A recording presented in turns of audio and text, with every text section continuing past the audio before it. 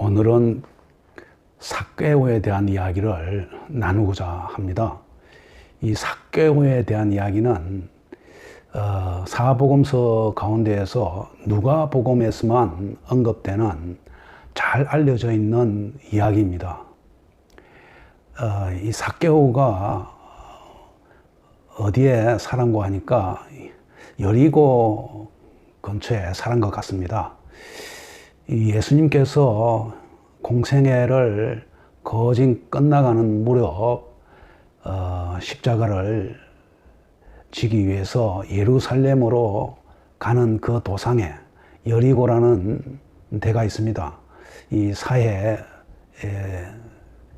근처 북부에 예루살렘하고 매우 가까운 그러한 위치에 있는 곳을 지날 때였습니다.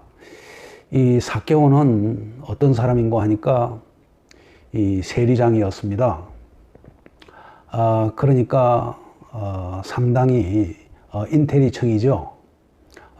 그런데 이 세리들은 그 당시 축제를 해서 굉장히 이 부유한 부자에 속했습니다. 그랬는데 그가 키는 작았던 것 같습니다. 그런데 예수님께서 여리고를 지나간다는 이야기를 들었는가 봐요. 그런데 그 삭개오가 그 이야기를 듣고서 예수님을 보기 위해서 뛰어나갑니다. 이미 많은 사람들이 이 예수님을 보기 위해서 몰려들었기 때문에 이 키가 작은 이 삭개오로서는 이 예수님을 볼 수가 없는 그러한 난쟁이에 해당이 될 만큼 키가 작았습니다. 그래서 그는 뛰어 앞으로 가서 나무에 올라갑니다. 나무에 기어 올라가지요. 그렇게 해서 예수님을 보기 위해서 나무에 올라갔습니다.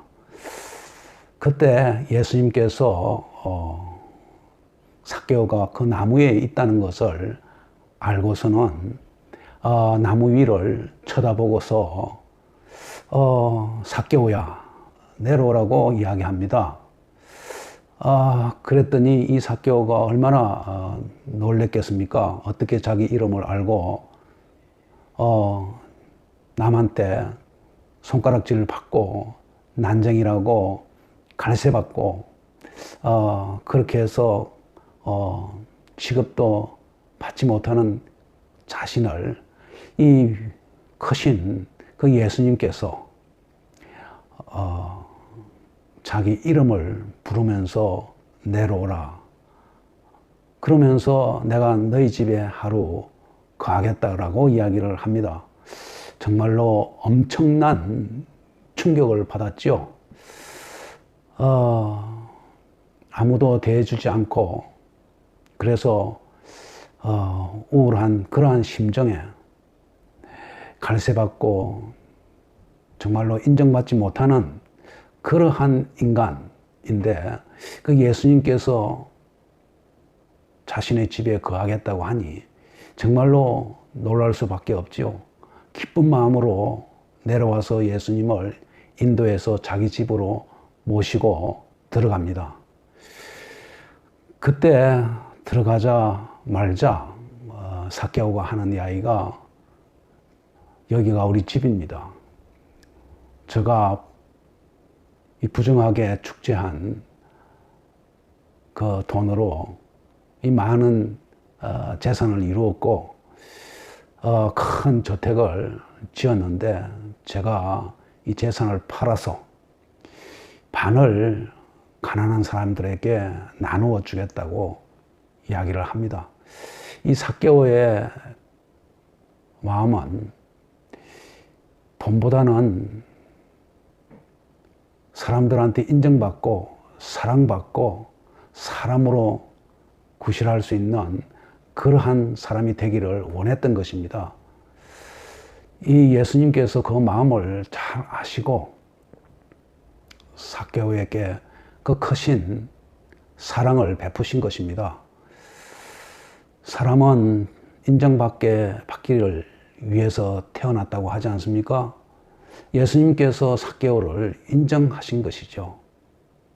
바로 그 순간 그는 죄인으로부터 구원이 된 것이죠. 세상을 얻은 것입니다.